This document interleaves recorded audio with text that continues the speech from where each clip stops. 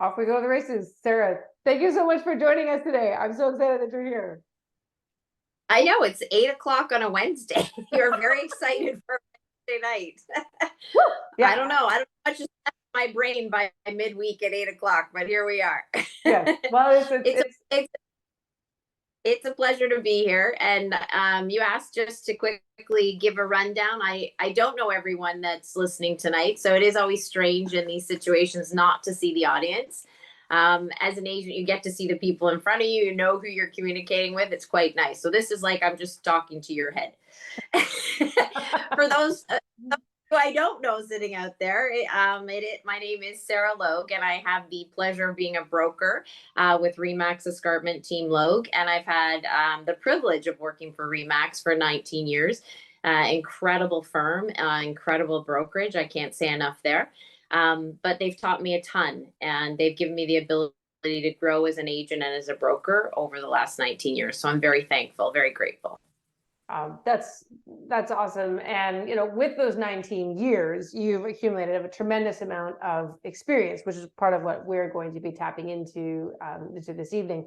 So the whole title of today's podcast is how to sell a home in a market, or how to price a home in a market that makes no sense, because the market has just gone literally like sideways. I was a participant in this year's housing market. Oh, so fun, right? Oh my God. Yeah. I think I've lost like 5 years off of my life.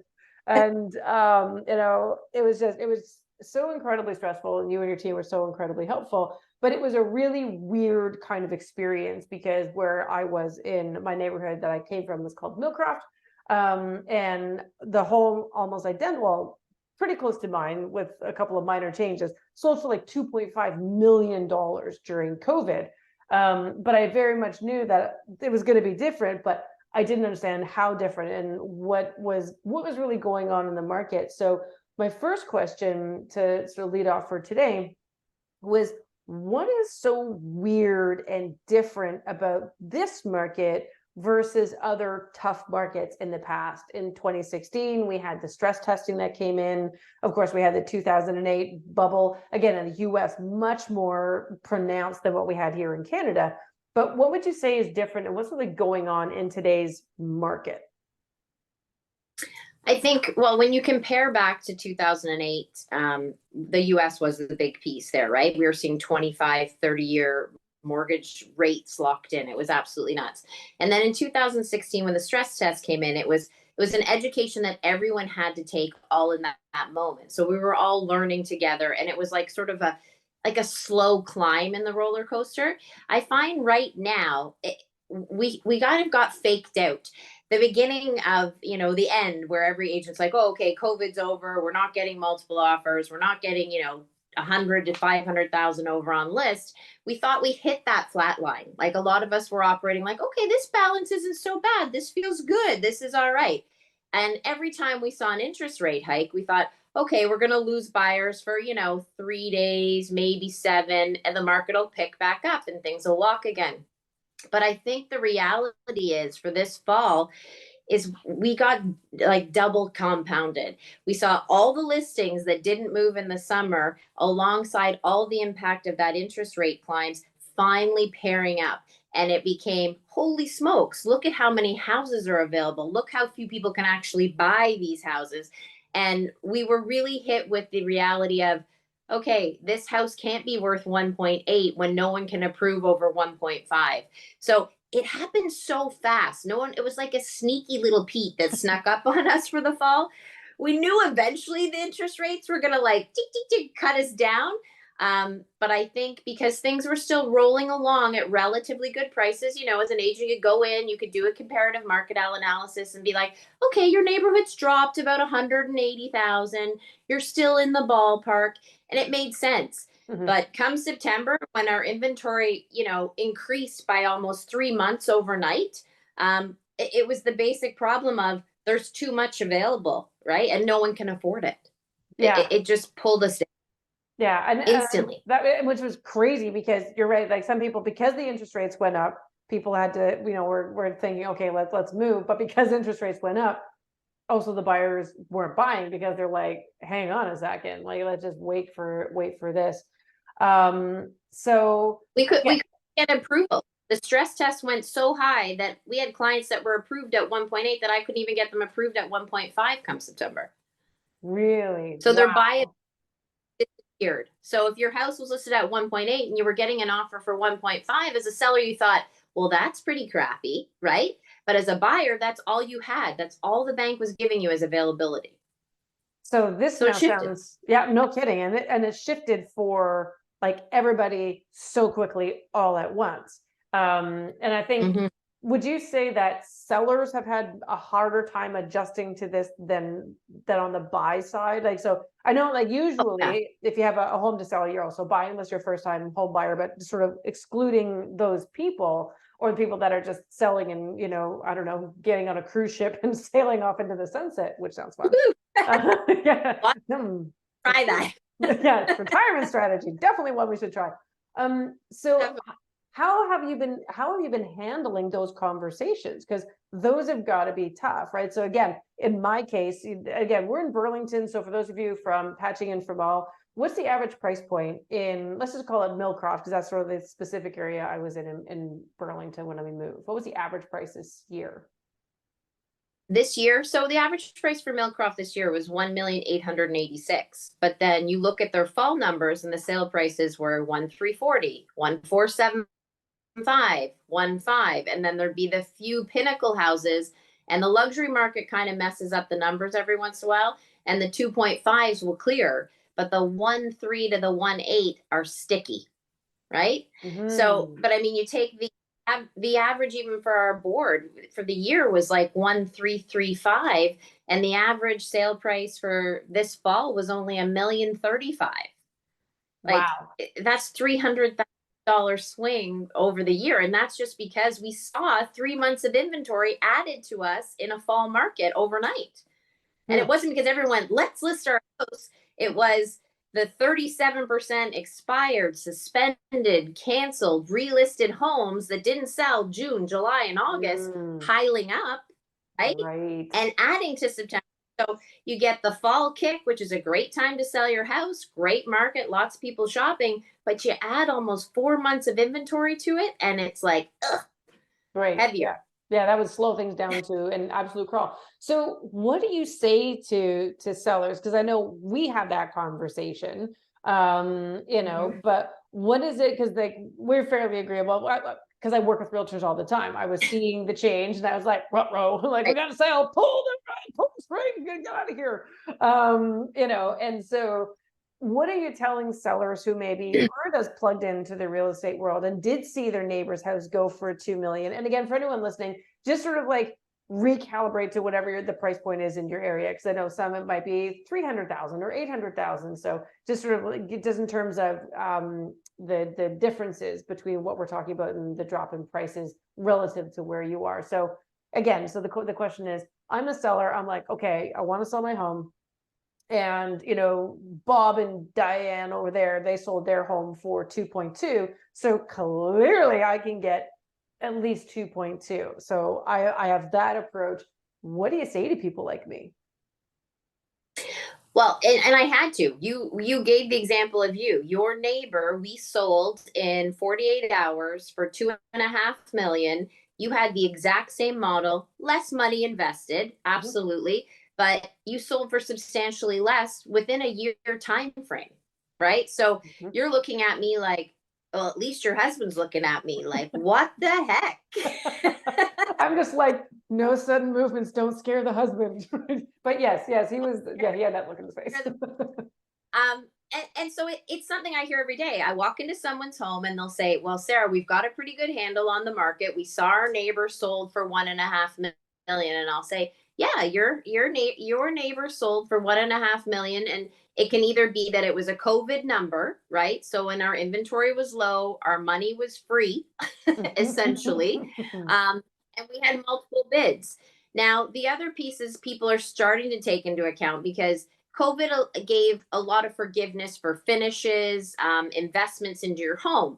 So often it's as simple as simply showing someone that house that sold for 1.5 million. So if they've invested 200,000 into the property, and it's a new white kitchen and new floors versus your house that still has pink carpet or green tiles, like green tiles coming back in.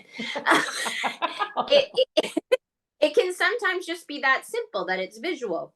The big piece that I see where people are going wrong is they'll say, well, my neighbor in July sold for 1.5. So that's after COVID, Sarah. So you really have to pull out the statistical information of the shift from the summer to the fall and get people back to the basics. If there's two houses to choose from, your price is going to stay relatively high.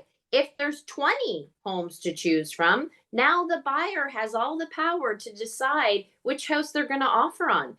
And the poor reality for most of these buyers are they're not trying to be, cheap or lowball. I keep hearing this language in this market. They're really being restricted by what they financially can afford. And, during COVID and even a little bit post COVID, to negotiate up 50 or even 100,000 was so nominal. Mm-hmm. But now I can't get it from someone. They don't have it.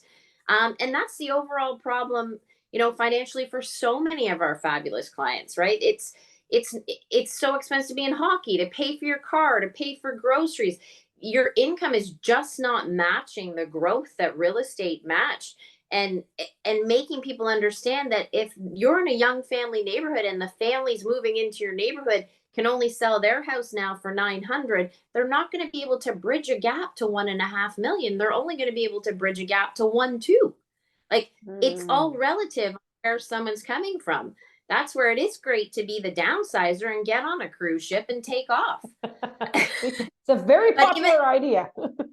It is life cruising. It's not bad. Yep, absolutely, for sure. So what would be like, you give an example of maybe a tough conversation that you had with a seller in terms of, how they sort of said, I should sell for this. You're like, yeah, no, you got to sell for that. What are some of the phrases that you use or some of the strategies that you use to make them see those statistics and come not only see it, but accept it? Because that's the hardest part. Like you can show me all the numbers in the world and you're like, yep. But I mean, it's a different thing for someone to then start to accept it, because now they got to kind of roll back on, how their whole strategy was and the vision and dreams that they saw for what they were going to get for the home. And now you're just kind of like, well, monkey wrench. Woo. And you're right. Like most people who know me know I'm very statistically driven. So I'm always using stats to back up what I'm preaching. But I can see a lot of people just kind of glaze over as you're running through the stats, because I'll be like, oh, we're up to 4.8 months in inventory, and people are like, well, it's unrelative to someone unless they know that, wow, for the month or for the year of 2023, we've only been running at 2 months of inventory. And even then they're like, well, what's inventory? Right? Like you have that nine, what's happening? So I do find there's usually for the fall, it's been easy to have an example in a neighborhood. So I check a neighborhood and I go, wow, well, here's the listing that I'm going to use as an example. And you feel a little bit bad, but you can see where a house started at 1,999, then dropped to 1,799, then dropped to 1,699, then dropped to 1,599. I usually say to another seller, what do you think happened here? Right? Why did this house in your fabulous neighborhood, when there's only maybe 3 to 5 houses available, why didn't it sell? Did it reek of smoke? Did you have a chance to go in? And now I'm asking these questions knowing I've been in the house. I know what the quality of the house is. So I know most of them have been into open houses if they're thinking about selling, but it does help to relate the story to something locally. Mm-hmm. And then I usually can then switch it to statistical information where I'm saying, I know you want 1,449, but all you're going to be doing is playing this same game. And I go as far as showing people basically what our list to sale ratio is. So I say, I can start you here, but now you're only going to sell for 93% of what you're asking. So now you're only going to get 1,320. Does that make you feel good? Now, if I start you at 1,399, where I know I can position you, where I know the market can support you, and I sell you at 99.5% of your list to sale ratio, which is what I usually do, Oh, okay. I just made you guaranteed an extra 15 to $20,000. I'm pricing you correctly. So when I put it into dollars for people and I Mhm, compare the list to sale ratio on a house that's reduced mhm, versus a house that's priced correctly, it's instantaneous, right? Because you're showing someone these people lost $150,000 by trying to reach for an extra 200. mhm. Do you want to lose that kind of money by trying to reach for an extra 100? And as Right. soon as you show them the dollars, they've got it, And is that normally right? And what then it's not happens? so, Sorry, go ahead. no. I can't say that it's normal for anyone. You have to pick the personality of the person in front of you, right? The Mhm, engineer wants me to statistically show them every piece and how it's going to affect them. The emotional person who, is like, but Sarah, I put this backsplash on myself, you know, um, yeah. um, really needs to understand the financial. And then, I mean, any agent will tell you it's going to come down to what the want is, right? Residential real estate, when I transitioned from commercial to residential, the hardest thing was knowing that most residential transactions aren't happening for financial reasons. Even when they're connected to financial reasons, they're not happening. It's all emotional, right? I mhm. can't afford it. I want to downsize. I want to get married. I want to have kids. Whatever it is, you, as long as you're positioned in that buy sell, and every agent will say this, oh, as long as you're buying and selling in the same market. Well, there's truth to it, but the reality is, why do you really have to move? And I find I'm saying that to people all the time. And when I have one of my colleagues on the team sitting with me, they'll always say, Sarah, why are you trying to convince them not to sell? And I always say, I'm not trying to convince them not to sell. I want them to understand what their true reason for selling is, because it's not going to be fun. It's not going to be pretty, and it's not going to be easy in a market where you went from maybe having two competitors to having 20 competitors overnight. Like Wow. it's not fun. And so know why you're moving. And that's And so, that's and when you say like know why you're moving, you're talking about like at that deep emotional level, right? So like yeah. what would be some of the examples in terms of like when you really push and people really get it? Like what are, because is it like what you said before, like they're moving because it's a lifestyle thing, or they're downsizing, upsizing, whatever, or does it go deeper than that? It can go deeper, right? Like we deal in real life scenarios where there is death on the table, there is divorce on the table. Someone said to me, it's so cute, but I love it when they say there's diamonds on the table or there's diapers on the table, right? So, and I think the fun ones aren't as emotionally connected as the hard ones. And the hard ones are when you have to be really serious with someone, because as an agent, I don't want to tell someone their house is worth 1.5 when I know very well they're not going to get more than 1,350. And Mhm. I think that's where, as agents, and I think most agents really just genuinely want to help people. So we provide this level of hope, and we hope that it's all going to work out, and we hope the price is going to be good, and we hope that by magic one of the team Logue agents is going to come bring us an offer.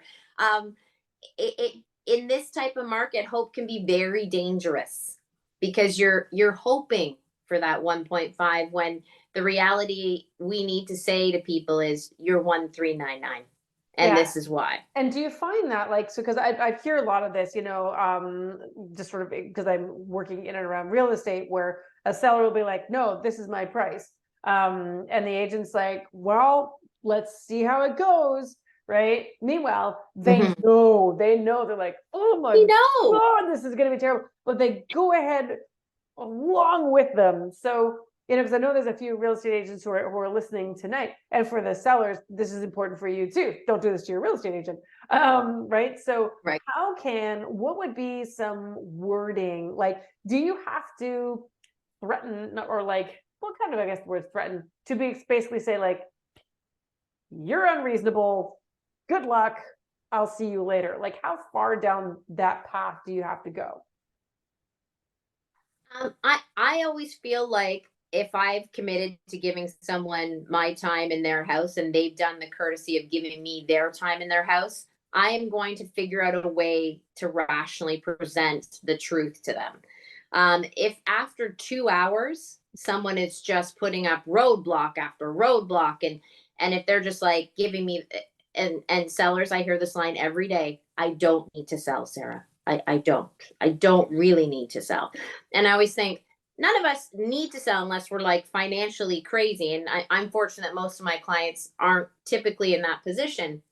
But if I can't figure out what someone's real reason for selling is, and they can't get on board with me as to this is how we're going to get that done for you, then I'm not going to be able to win an offer with them. I'm not going to, it's going to be a fight that's going to continue throughout the entire process. So if we need a price reduction, or we need to paint the house, or, you know, we need to fix leaky plumbing, whatever the issue might be, if I can't get to a level of communication with that client in those 2 hours, then I'm not doing them a service, because all I'm going to be doing for the rest of that listing is feel like I'm nagging at them, fighting with them, and I've missed it. Somehow I've missed it in their communication, or my style has missed it for them. And I mean, in this fall market, I've tried to spend, I call it my, you know, airplane pitch instead of my elevator pitch, educating people on what's actually happening around them. And it's great because I'm fortunate enough to live and work in the market, you know, that I play in every day. So I can truly share with people, well, this is why this house sold for more. This is why this house sold for less. Here were the limitations. Here were the details. But if they don't hear me on any of that, then there's times that I just say, I can't list your house at this price, because now I'm lying to everyone in your neighborhood and all of my colleagues who count on me to be a pricing accurate person. I can't skew a neighborhood. It doesn't work for me, because I know I'm going to list potentially the next 10 in that neighborhood, and I don't want to have to turn to the next 10 and go, yeah, I overlisted that. That's what they wanted. Oh yeah, that's not a good one. That's not a good, that doesn't sound like a good message. Right. And as an agent, of course, I've made those mistakes. Absolutely. When I've been hopeful or thought maybe something better could come of it. But 99% of the time, if I don't get the price right out of the gate, it's just like an uphill climb of trying to correct that mistake. And that's how I explain it to someone. Okay. And then you just, at some point, you just got to walk away. Like if they really are truly. Yeah, I walk out. And I mean, my classic line, this is where I'm backpedaling, where my colleagues will say, like my agent sitting next to me on appointments will say, Sarah, you just walked out of that appointment and offered up like tons of other agents. And I feel bad in saying it, but sometimes I simply say, hey, I might not be your fit. There's 3,300 agents in our board. Someone is going to tell you what you want to hear.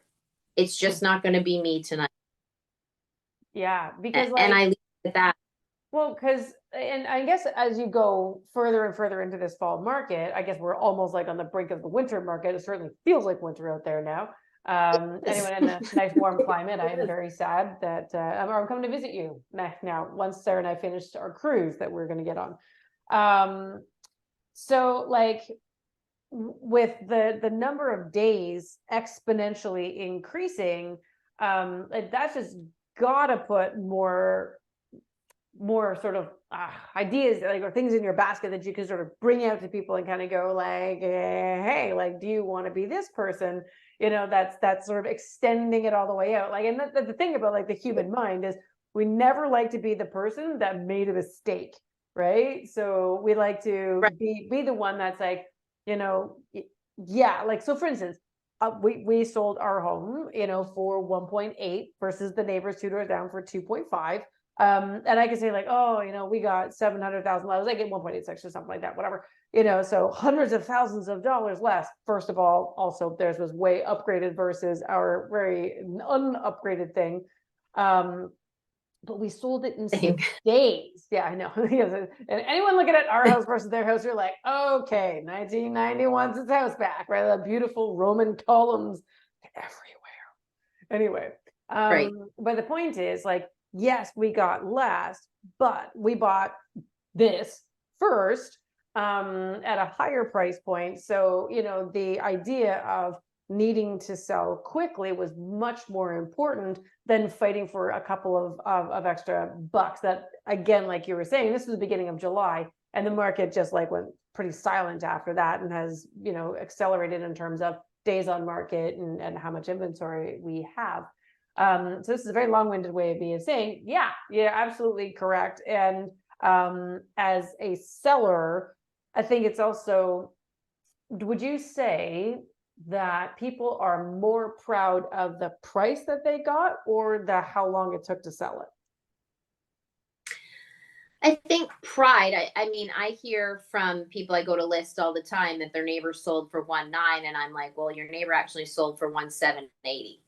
So there's got to be some pride in the number, but I can say for people's sanity, peace of mind, and knowing they're sold, they're more excited to see that sold sign hanging on their house, because everyone hates, and I get so used to it, pulling up to houses that I know I need to sell. Every neighbor comes out, oh, Sarah, you bringing an offer today? Finally, you got an offer. You're going to sell this one today? Like, I think if it's a want, I think it's you want to know you're done and you come to peace with it one way or another. But to see that you're sold and completed in a quick time, most people go, and I've had people backtrack and they'll say, oh, we must have left $50,000 on the table because we sold so quickly. And I'll say, well, no, because we still had 2 offers, you know, and that's where your number went. So if you're ever worried about selling too quickly, I think sellers need to understand that the exposure a listing gets, if you ask your agent, the thousands of agents that are seeing that house in day one, and then you can see the fall off, bang, like, oh, they only looked at it for 30 seconds. They looked at it for 2 minutes. You know, the reality is that it shouldn't take us more than 7 days based on exposure. The next week and the week after that of selling is now, as an agent, 9 times out of 10, convincing the seller our price doesn't match our finishes, our price doesn't match our location, our price doesn't match our size, right? It becomes that constant conversation. And now the buyer, all they're doing is sitting there and waiting for you to put money into it, fix the problem that's there, or fix the problem by dropping the price, right? And no one wants, I think those conversations are the ones that no one really maybe expects to have, like, oh, you know, we'll sell quickly, we're going to get what we want.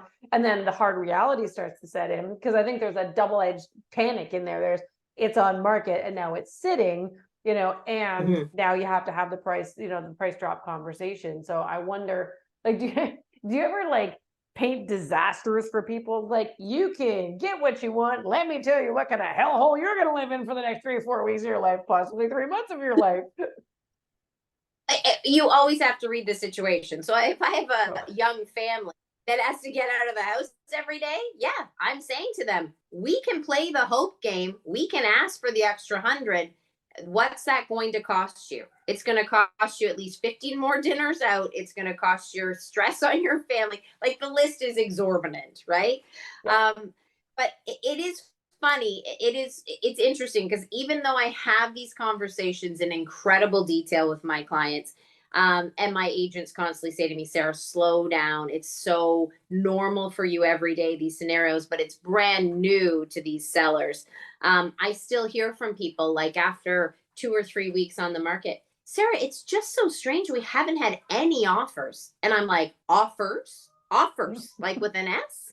If we have an offer, like, cha-ching, right? So I know that, like, even though people say they know COVID is no longer here, they know COVID pricing is no longer here, it's very hard for agents, for general public, for people active in the market to actually appreciate that we got used to houses sold in 3 days, houses had 3 to 12 offers.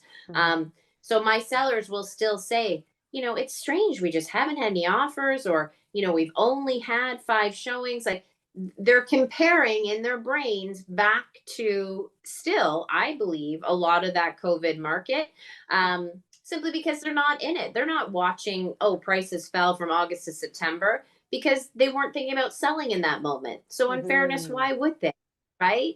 So trying to jam sometimes, you know, I think of our downsizers, jam 20 years of real estate trends and speed them up to what the market looks like today. Like, I sometimes look at them and think, okay, I've given you way too much information. I know I have. Let's pare it down. Let's just, here's what today's looks like. This is why we don't look like yesterday. And make the band that simple. This was yesterday. This is today. This is how I see tomorrow for you. Mm-hmm. And once I eliminate all the ups and downs of the market and simply give them that information, most people are just grateful to have the truth. Right? Yeah. Well, and I think that's a really important point, because, realtors maybe like they want they want the listing, right? And maybe too badly, right? So sometimes if you want something too much, you make those acquiescences, you make those, whatever. I can't remember the word, doesn't matter. Everyone knows what I mean. So, those concessions, there's the word, where you let people go ahead and basically let the sellers talk you into it, because, it's important to move your business forward, and listings are important. It's how real estate agents stay alive. It's how they get paid.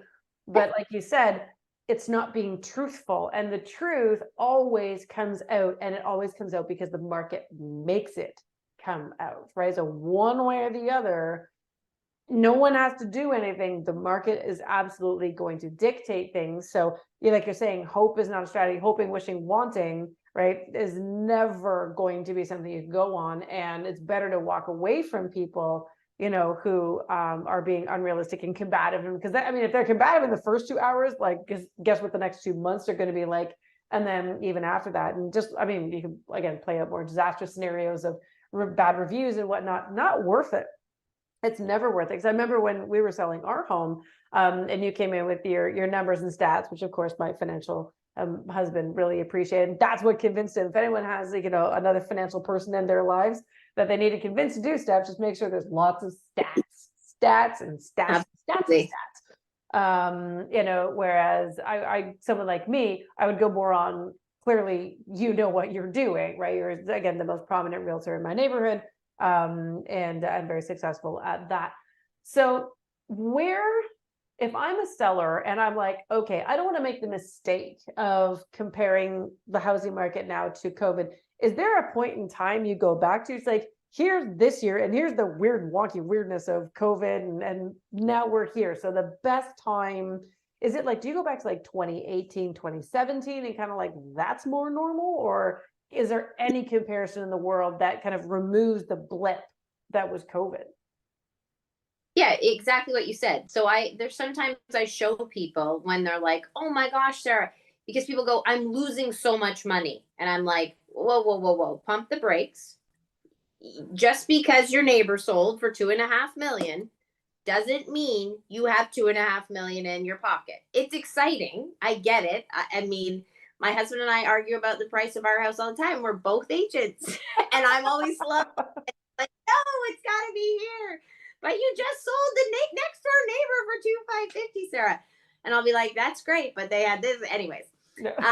So the reality is, if you go back and I say, cut the blip of COVID off, pretend it didn't exist, and show it to someone on a graph, and you show them how short that is and how short those low interest rates are, it makes sense. Now, in most areas that I work in, I can show a regular climb of 3 to 6% per year. So if you're dealing with someone who bought pre-COVID, it's very easy to show them that their house has been profitable if they can eliminate the COVID years from their brain, right? Right. If they can't, right? Like, you just have to like wash that out and go, here's what real estate has been averaging for the last 5 years, the last 10 years. So here's how your house has gained over those years. You can't count the 37% climb of COVID, even though we're still way up. Like, our numbers are ridiculous with regards to real estate. It doesn't feel like that when you're looking at an offer of 1.3 on a 1.8, but our numbers are still up. That is one way to educate someone on their price, right? So if I was an agent and I was really struggling with getting someone to the accurate price, I would do a bar graph saying, remove COVID. Now look at the trend was 3.2% for your area every year. So let's take your house, do 3.2%. And hey, let's add in the upgrades. What did you spend on upgrades? 80 grand. Great. Let's throw those in, right? And that does help someone build the price with you. If they're part of that process in building the price, it makes more sense. Otherwise, you have to run the comp so tight. And agents, because the inventory has been low and sales have been low, it's hard. They'll go back to June and they'll use June, July, August, September. And I'm like, August or July might have well been 10 years ago right now. So you really have to look what's immediately selling, even if you have to do a bigger geographical circle. So that's when I'll say to a seller, okay, let's look at what's actually sold in the last 4 weeks, right? How did that sell and why did it sell compared to your house? And that helps them understand the list price as well. Right. So but in yes, typical go back markets, to okay, so for the trendy ads, because you always have to take out the outliers and any stats, like you have to rue the outliers and then you see the actual growth. That's really helpful. Oh shoot, I had another question about pricing and stuff like that. Okay, it'll come back to me. Oh, it was a good one too. I hate it when that happens. I was like, don't go down a rabbit hole. Went down the rabbit hole. That's okay. Just a reminder to those who are listening live, if you have any questions for Sarah, please do go ahead, post them in the chat. More than happy to answer your questions there as well. Okay. So again, the whole purpose of our time here today is pricing a home in a market that makes zippity-doo-dah sense. So we've talked about some of the metrics. We've talked about, how to actually really look at growth. We've talked about the emotional side of it. And so go ahead. We missed the base.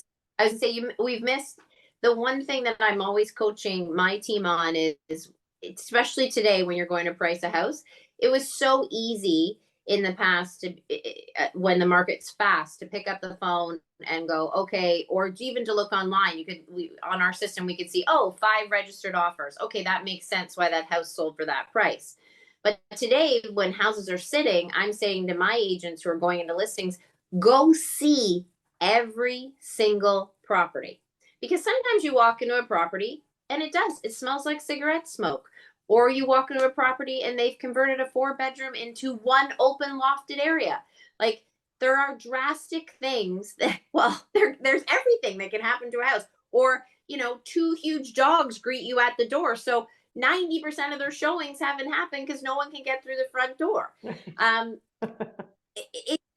When you go to communicate with someone in their community, the more grassroots you are and the more you know about their competitors, the easier it is to price them. So if someone says, my neighbor's only listed at 1.2, and you can see they've done 6 price reductions, it's very easy for me to turn to that seller in front of me and say, well, I think the issue is they haven't fixed the problem. And the problem is, the basement's been leaking water repeatedly, or whatever that problem is, will sometimes help explain that price. So when you go to price the house, you're not just looking at statistical information, but you're looking at what actually created those prices or that timeline for each property in the neighborhood. And I think a lot of agents will shortcut that.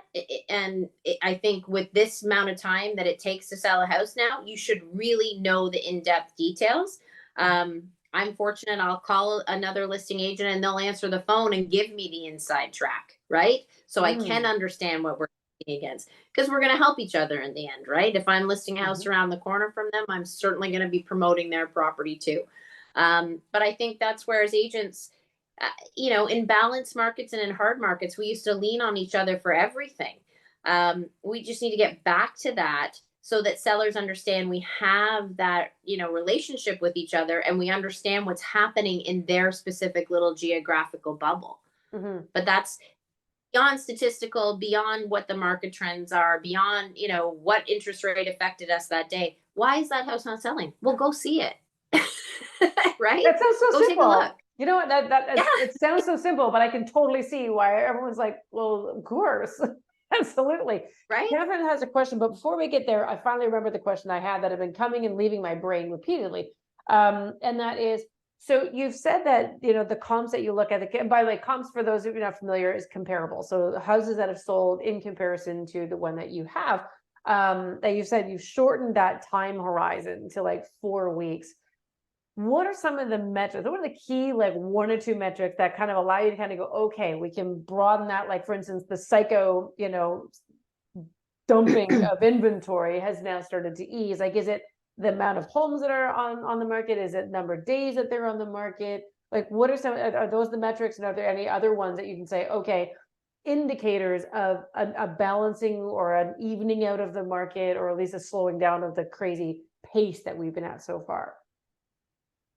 Yeah, you're looking for if there's not a massive spike in inventory, or if there's not a major increase in sale prices, or days on market. If you're in a 6 week period or a 3 month period where you're trying to pull those comparable homes that have sold, expired, suspended, or canceled, and there's a spike on one of those numbers, it's going to skew what those comparables are doing, right? So you have to try to find a group in a time period that doesn't have a spike on at least, not one or two of those variables. As soon as you have a spike on increase in inventory, well, your variables are going to shift because everybody's taking that much longer to sell. And as agents, we have to be careful because so much of that product that looks like, I was running the board average yesterday, and I think the board average was at like 97.8 list to sale ratio, meaning how much money you get compared to what you sell for. But they didn't report that included 37% of those homes that had relisted, reduced, canceled, suspended, and relisted. So where they started to where they actually sold was more like 93% when you put in all those other changes into their pricing strategy. But it is hard to go too far back when you see the market shift so quickly on such a short time period. So watching for those trigger points as to see when the shift is, and it was easy to see it coming in September. We all crossed our fingers. We're like, it's just Labor Day. It's just back to school. That's so fast. You'll get the kids to school. We'll be fine. Buyers will be back. The money will be back. And it wasn't, right? And you could see very plainly. Anyone could. Why? People would be calling me going, Sarah, did you sell that house on Clubview? Like, what happened there? Why haven't you sold that house? Right. And then when you start to see that timeline extend, your comps can't go beyond where that trigger point was. Right. Okay. That's awesome. That's cool. I didn't realize there was it could be like that specific. That's good to know. And again, as a seller, that's what I would want to know. Like, I would want my realtor to bring that to me and kind of go, okay, here's how the market's been reacting. So this is the time horizon. These are the metrics that we're going to look at because they're the ones that matter. And again, depending on the market, those variables can expand and contract on time horizons and the metrics that you actually really focus on. And you can use different ones to show it. When we came out of COVID, I was like, here's what your house was in COVID. Here's where you were January 2022. Is this what you're thinking of right now? Because this is where the houses are right now. Mm-hmm. And I'd show them the comps in different time periods so they could see the general scale. Mm-hmm. Okay. So you can sorry, what was that? Effectively that way. Oh, okay. Very good. I just said you can use effectively. Yeah. Awesome. I love stats. Stats to me are like, they're the things that make sense to me. I love them because at least they're a starting point from which you can start to make decisions. At least this is my humble opinion. Yeah. Okay. Over to Catherine's question. So the question is, how important is staging, and do you offer it yourself, or do you have a staging company that you refer? Oh, good question. So the one thing I say to sellers all the time is you only get one shot to do it right. And that's coming out of the gate. So as a company, we spend a lot of money, time, and energy marketing our properties. And people always go, well, but so-and-so says they're going to stage and they're going to put it on the Toronto board. And, they're going to have a website for it. And I say, okay, yeah, the marketing plan is fabulous. But if I'm not marketing something that is pretty or appealing to look at online, there's not a lot of point. So we stage every property. And we stage houses at different levels because there's a cautionary there, right? So if I brought in really modern furniture to Rebecca's house, for example, her old house, it would have made her house look very dated and tired. So you have to blend to show off the house to its best ability all the time. To a modern house, yes, no problem. So the answer to you, yes, we stage. We don't use a staging company. I learned very early in my career that I didn't want to be dependent on someone else's timeline, availability, or choices, and that might be the control freak in me. But I hired 2 full-time stagers. We bought our own trucks. We have our own inventory so that I know if a client says, I'm ready to go tomorrow, or I'm ready to go in 7 days, or I'm ready to go in 7 years, I'm always going to be available to stage that house for them. We don't charge our clients for staging because we made that initial investment, and we revamp it every year. Like our inventory, we revamp. Yeah, well, I can definitely say, speaking of someone who definitely used your staging services, because my house was very tired. And for those of you, again, may or may not know my story, Mark and I were not going to move. We were going to renovate. We were like, oh yeah, we're going to renovate. And then we started adding up the costs, and then we backed onto a 6-lane highway, and we're like, maybe we should go see if there's something already built and done and beautiful. And as you can see, I'm in it now. But the point is, when we brought Sarah on, I'm just like, hey, yeah, this house was 2 houses that came together as one, and then we lived in it for 11 years. So there was stuff everywhere.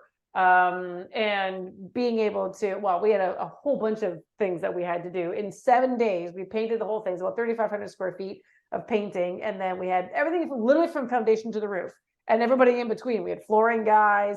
Then there was like a communication problem, and then that was really interesting. And I'm like, you problem, not a me problem. You figure it out.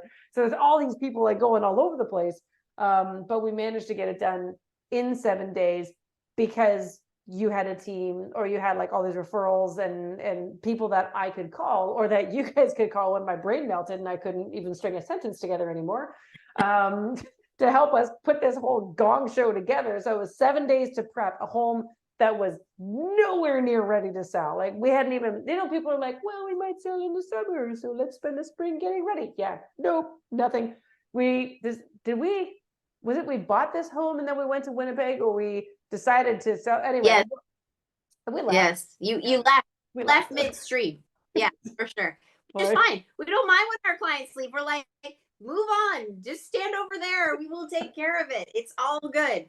And I mean, that's for any agent listening, obviously, and most agents have a pretty good network, but just be prepared to step up and help your clients make their house presentable to the market. Because when you live in a house, agents, clients, general public, you do become house blind, right? Like you don't notice that the red wall is really heavy and dated.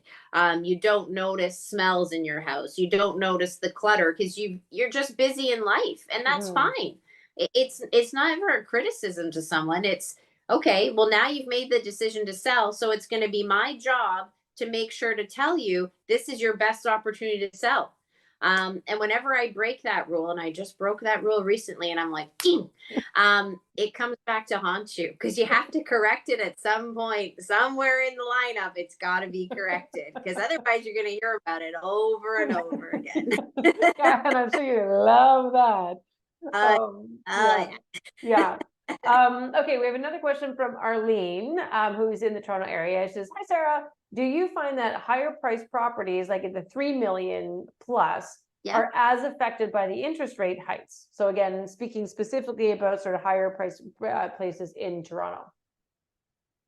Yeah, I don't know if you caught it right at the beginning. I sort of said, I'm cutting out my luxury language here. And the reality is, I consider 3 million the luxury market. It's a lot more as a baseline in our Toronto market, and I have the privilege of getting to sell in Toronto as well. I try not to go there, you guys. I'm not ever trying to be a Toronto agent, but that's where I started when I came back from the States. So I do like Toronto, but I don't find the interest rates nearly as impactful, simply because those people buying the 3 million house likely have a larger portfolio that consists of real estate investments. They're not counting on every penny out of the sale of a house to buy the next house.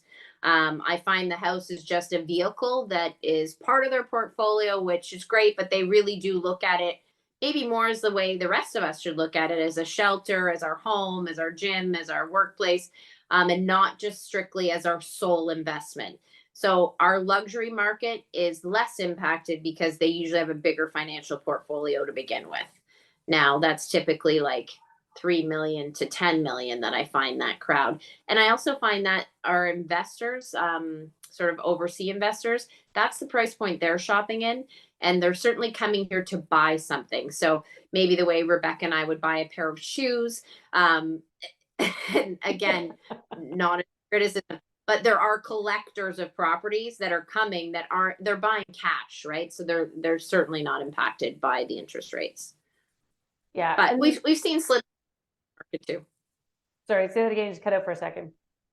We have seen slips, like the fewer numbers of selling. And when I speak to some of our prime luxury agents that we have with Remax Escarpment, which we're fortunate we have a great crew of them, they will tell us that their showings are down and that, you know, their timelines are up. But they're also used to longer timelines because our luxury pocket just doesn't have the number of bodies that transact.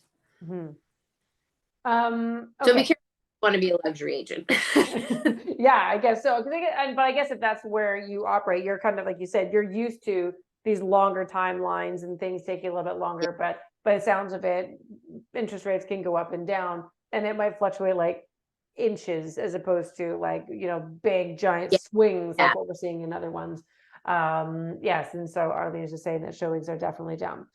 So I guess one of my last questions, as we get towards the end of what we're talking about today, is there a way for sellers to time the market? Like, is that even possible, or is that just someone's sort of like, yeah, I know what I'm doing and time the market and sell? Is that possible? Right. And timing can often just be a personal situation, right? Like there's more and more people that we're seeing that they should be timing the market because financially their housemate or their mortgage payments are making their lifestyle tight or unaffordable or uncomfortable, right? Mm-hmm. So that timing comes about. All right, well, does it matter if you sell for $20,000 less today versus you're not going to be able to afford the house in 6 months, and now you're going to be in panic mode and selling for 120,000 less. But when most people are asking me about timing, they're asking about this magic time period within the year that's going to allow them to optimize price. I think the big misconception is that spring is this magical time in the year where, as agents, we just seem to be able to bring greater value to homes. Now, I think what the reality of spring is we see a lot of transactions because there's a lot of inventory because a lot of people want to list their home with their pool open, their gardens in full bloom. That whole spring cleaning idea is very, you know, pushed forward with regards to residential real estate. But the reality is the spring market just usually means you have a heck of a lot more competitors. There's a lot more buyers out shopping. It's a lot easier to shop and look at a beautiful home on a sunny day than in, you know, 30 inches of snow. Now, but the neat part, and I can say this consistently, for 12 years in a row, we had January as our highest sale prices repeatedly. And I can attribute it to the fact that over year, January usually has the lowest amount of listings, right? Mhm. Everyone's just done holidays, they're exhausted, they're like, this is dark and dismal, I don't want to clean my house. But they are also the people buying in January, they're really buying. If someone is getting in my car at 6:30 at night in a sleet, rain-filled, you know, neighborhood to look at houses, they're buying one. This is not, let's go shop and look at the pretty gardens. So that as a time of year issue, I think when people like turn away from the winter, I always remind them I have great success in the winter. People are serious, their relocation, their divorce, their death. There's a lot of change that happens with January in people's lives. And as a seller, you can take advantage of it. Now, there's always the practical things of timing. I hate listing anything the last week of June. It's the highest closing week in our entire year. And everyone is panicked because their children are coming out of school and what are they going to do with them for the summer? It is not a great time to list your house. It sounds so practical. This is ridiculous. But I avoid things like long weekends and holidays. But again, if you're saying to me, Sarah, my house is worth 500,000 and I'm not going to be able to afford it in 3 months, I'd look at you and say, well, let's sell now. Your timing is now. If you're saying I want to downsize and I need to have this much money from my house to be able to downsize, well, then I might be saying to you, wait 3 years, right? That's what it's going to gain the equity in your house for you to make that move. then don't sell today. I Mhm. mean, for me, it always comes down to the person's personal situation. And I guess because I've never been good at being transactional, in the sense that I'm not, I just don't want your listing. I want to know you forever. I want to know your family. I want to know your friends. I want to know your coworkers, because I find that's easier to work off that trust relationship. So timing is very personal. Mhm. But there obviously are pitfalls and spikes. Like for us, at least with Team Logue, we have incredible spikes in the winter months, like ridiculous. Like it's just the buyers we have out shopping have to buy a house at that time. Mhm. But it really is. I will always tell someone, if this is your only financial asset for retiring, why can't we stay here for 3 more years and then make the move, right? Like, Mhm. and people say, well, we don't want to the snow or we don't want to cut the grass. Well, here you go. Here's your snow shoveler. Now let me get you through these 3 years and then we'll sell your house and then you can retire, right? But you have to be prepared at that point to have a real financial conversation with someone. Mhm. And I would never claim to be a financial advisor, but and I don't walk that walk. But if you can't put someone in the room with them to have that conversation, then I don't think on some of those downsizer fronts you can really truly tell someone when's the best time. Yeah. And it's funny because as you were talking about the whole, talking about that financial conversation, Scott came in here as, and I quote, shameless banker here. How important it is to speak with the bank before you list. Exactly. There you go. So I there you would say, go, oh, Scott. Scott. Yeah, I'd be like, Scott. Yeah. And that's what I say to clients all the time. This is what I see for you, but I think you should touch base with Scott and see if he can't make your investments carry you in this house a little bit longer till I know I can get this house to a number where it's going to make your retirement comfortable. Yeah. Right? And I think that really speaks to, like, whenever you're dealing with a big investment, like your biggest asset, like a home, like the team needs to be there, right? You've got your realtor, you've got your financial advisor, you've got even your accountants and all the other sort of people like lenders and lawyer. Like, there's so important to have that team around you so that, because everyone's in their lane and they have their areas of expertise. So that's really, really powerful. Okay. So one thing I wanted to say, so first of all, Sarah, thank you. This has been absolutely like mind-blowingly awesome. I always learn new stuff when I'm here, and we've got lots of little thumbs up coming. For those of you who are interested in getting some more information from Sarah, you can scan this QR code now. You'll be getting a follow-up email with a link in it as well. But if anything on here has sounded really interesting to you, you want to delve a little bit deeper. And again, it doesn't matter if you're a realtor, a seller, a buyer, a downsizer, a curious person that just wants to pick a really smart brain. Please do go ahead and scan that bad boy right now, because it's something that when you can actually have a real heart-to-heart conversation with someone specifically about your situation, it can really clarify what it is, like where you are right now and what are some of the options available. Like, so do you need to call Scott? Do you need to call somebody else? Do you need to get your ducks in a row? Do you need to, I don't know, paint your house and get the whole thing ready in preferably more than 7 days? Because let me tell you, I wouldn't wish that on anybody. And the first 3 of those 7 days, I was in Winnipeg, so I wasn't even around. So don't even, yeah. And like I said, I shaved years off my life. So I'll leave the QR code up there. By all means, guys, if you want to keep popping some questions, we can stay on there. Glad you've enjoyed the conversation. Sarah, what would be something that you would like everyone to walk away with tonight as we wrap up in the final minute of our time together? I would honestly say don't be scared to call an expert, as you just said.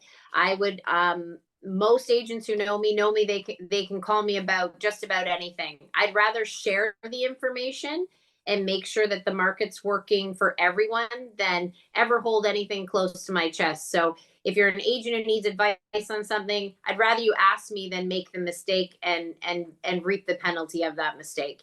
If you're a client just curious about the market, or a seller, who really needs to understand their best positioning price wise and timing wise, then just call and ask me. Again, I'd rather not see you make that mistake. And I always feel sick when I see someone in a bad situation that I possibly could have helped them not enter. So don't ever hesitate to ask for the experts around you. We're Yeah. good. We're usually good. Yeah. And you are good people. You're exceptionally good people. So thank you, everybody. I'm glad I'm sort of getting some comments there in the chat, how much they've appreciated our talk today. Sarah, thank you so much for sharing your expertise today. There's so many questions that people have in a market that makes no sense, but I think you've actually made things make a lot more sense, or you've shown a pathway for how we can make sense when things start to kind of go a little bit sideways. And there's so many parallels too that can be used even in the other parts of our lives that aren't making sense. There's always a way through. There's a conversation with someone, an expert, that can always help. So being able to reach out and have those conversations is really important. So thank you very much. I really appreciate you tonight. And to all our listeners, thank you so much for patching in. I hope you guys have gotten a ton of information. You have this information, how you can reach out to Sarah. You all know how you can reach out to me. So Sarah, last time, thank you so very much. I really appreciate you and all that you bring to the table. Thank you. It was a pleasure. All right. Take care and good night, everybody. Night.